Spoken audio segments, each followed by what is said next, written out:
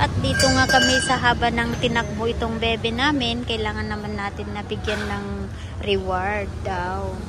So, hindi namin alam kung magkakasya nga ang mga ito sa kanya. At wala kaming magawa kung hindi magkasya. Ayan.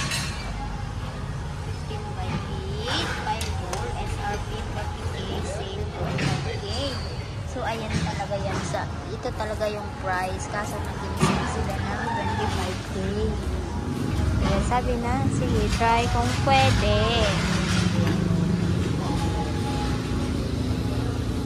At si kuya nga hindi pa nakangiti. Parang bad mood.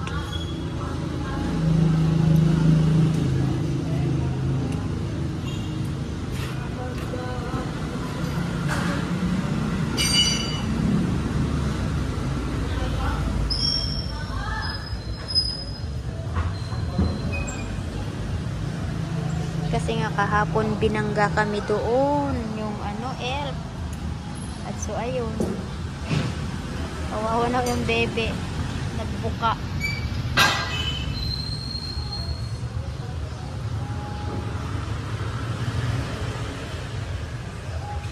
(2002) ay 2003 pa ito, guys.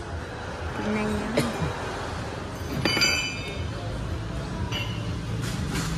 Subukan natin kung ano ang pwede sa kanya. Hindi natin alam. Ay, akala ko ito. Hindi ito? Pareha sila.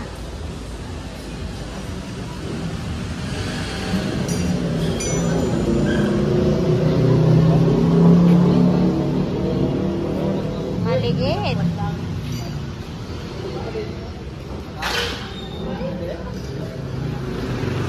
Nila daw dito. Maliit ang butas. At kawawa naman ang bebe. Maliit. Malaki kasi ang butas. Kung sasayad yan, kailangan natin ng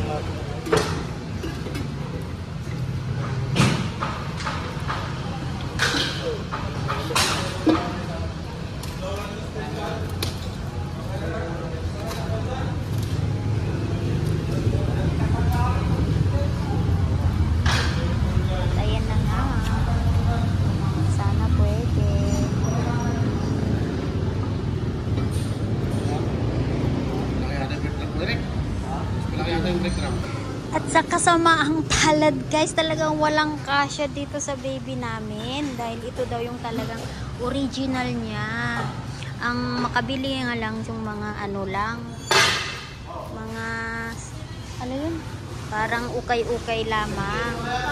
So wala kaming magagawa. Ayun, parang nadagsakan ng 5 star yung mukha. Talagang wala kaming magagawa kung hindi pwede dito, diba?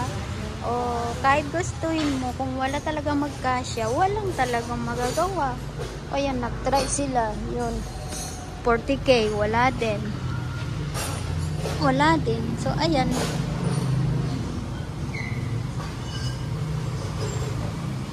Matagal na kanya sinasabing palitan yung mugs.